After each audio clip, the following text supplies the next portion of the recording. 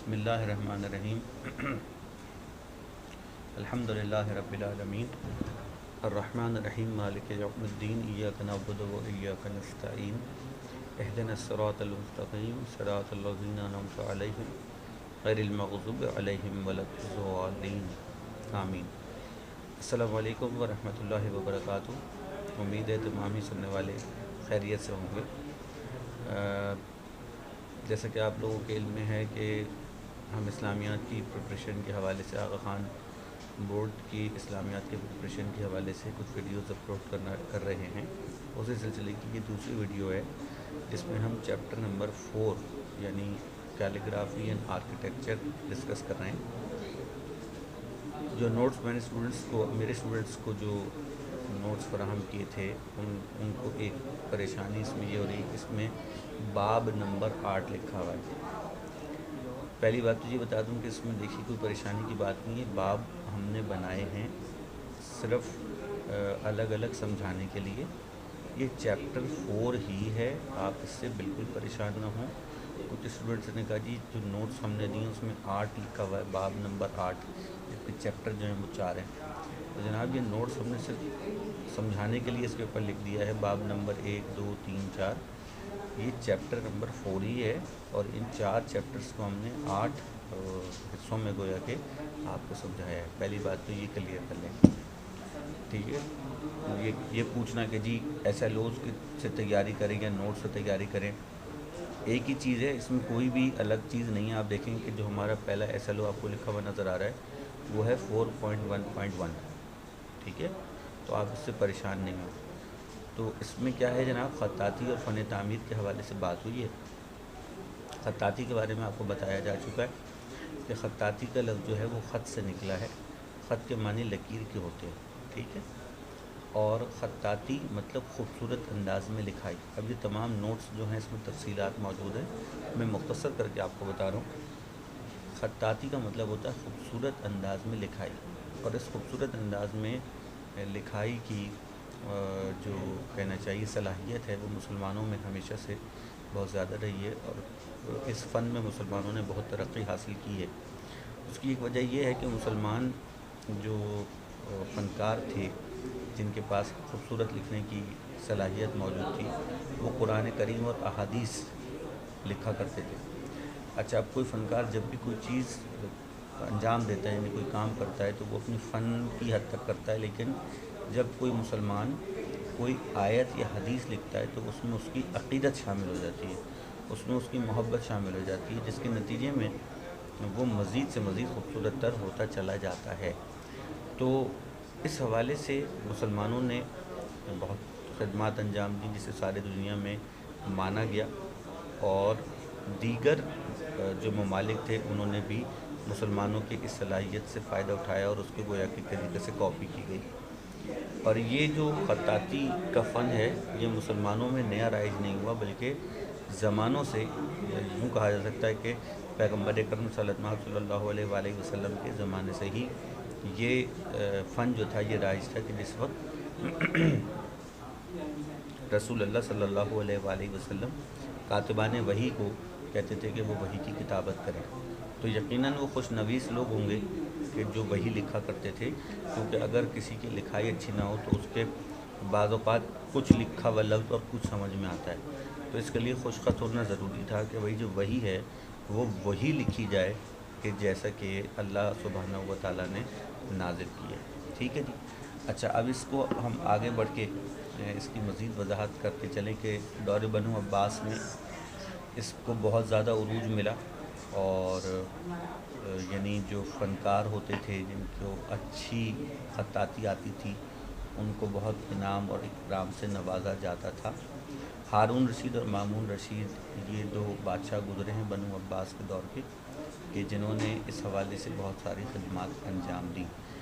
اس کا اگر ہم انگریزی ترجمہ کریں یعنی خط کا، تو اس کو انگریزی میں فونٹ کہتے ہیں۔ فونٹ کا لفظ آپ لوگوں نے سنا ہے، ڈفرینٹ فونٹس ہوتے ہیں لکھنے کے۔ تو عرب کے لوگ جو یعنی حضور اکرم صلی اللہ علیہ وآلہ وسلم کے زمانے میں جتنے بھی لوگ تھے جو مسلمان ہوئے تھے، تو ظاہر ہے کہ ان के लिखने का कोई एक ख़त होता होगा, कोई फ़ॉन्ट होता होगा, उसको क्या नाम दिया जाता था।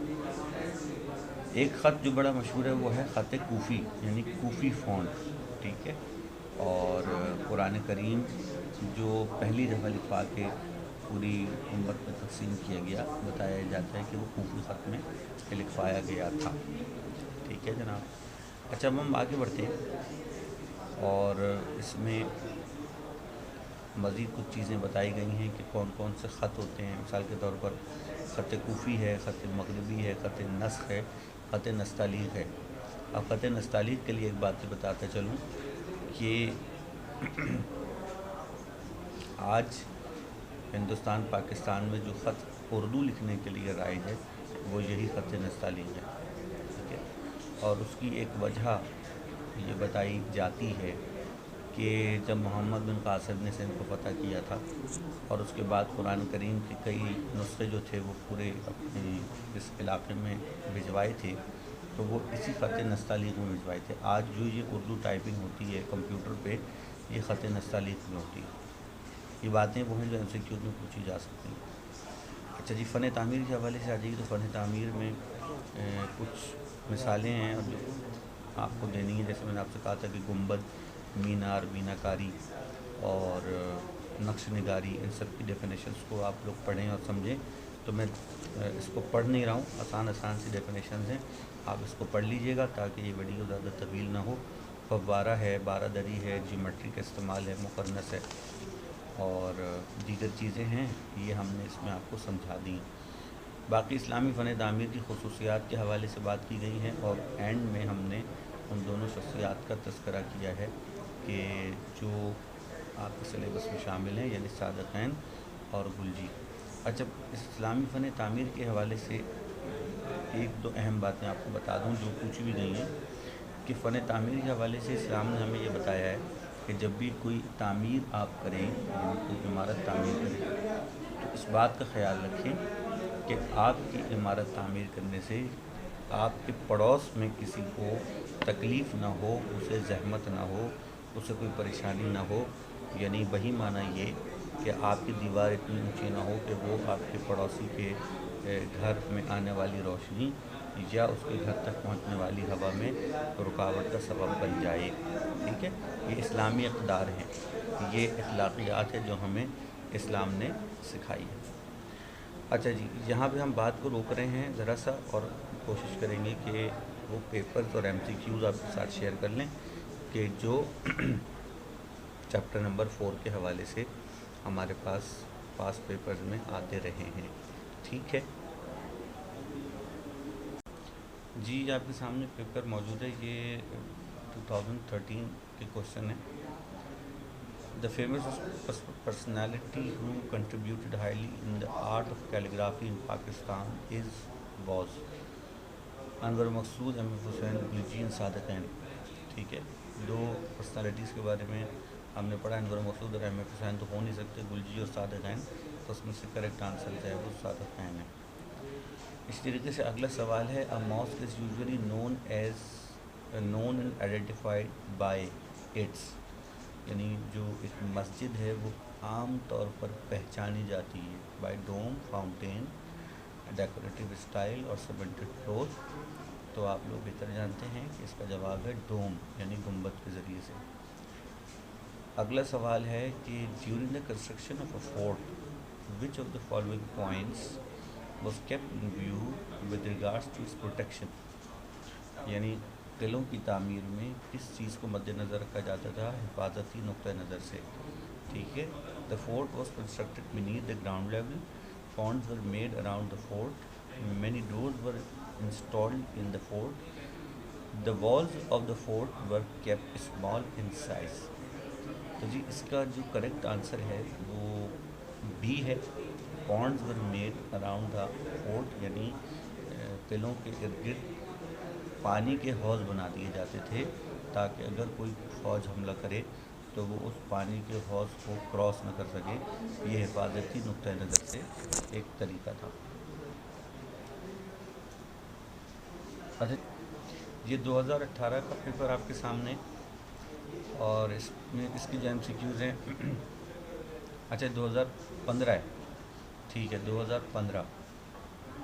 اینی ویز اس کو آپ دیکھ لیجیے گا، یہ اتنا بڑا ایشو نہیں ہے، بس ایم سی کیوز پتہ ہونے چاہیے۔ رائٹنگ آیات of Quran in a beautiful style is called, یعنی قرآن آیات کو خوبصورتی سے لکھنا کیا کہلاتا ہے؟ سو سمپل، بہت آسان سوال ہے جی، وہ کیلیگرافی کہلاتا ہے، ٹھیک ہے؟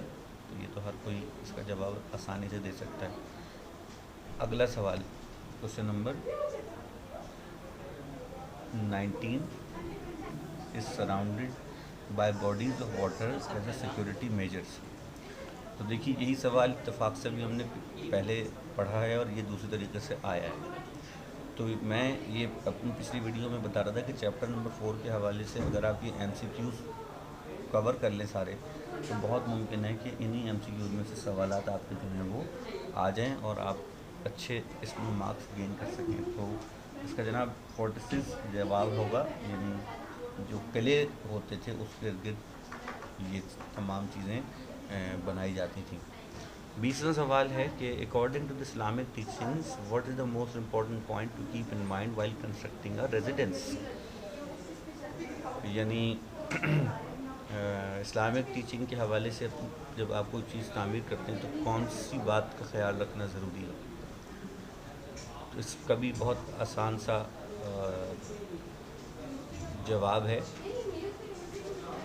Islamic drawing and designing. اسلام نے جو ہمیں بتایا ہے اور سکھایا ہے وہ ہم نے اپنے ذہن میں رکھنا ہے، ٹھیک ہے؟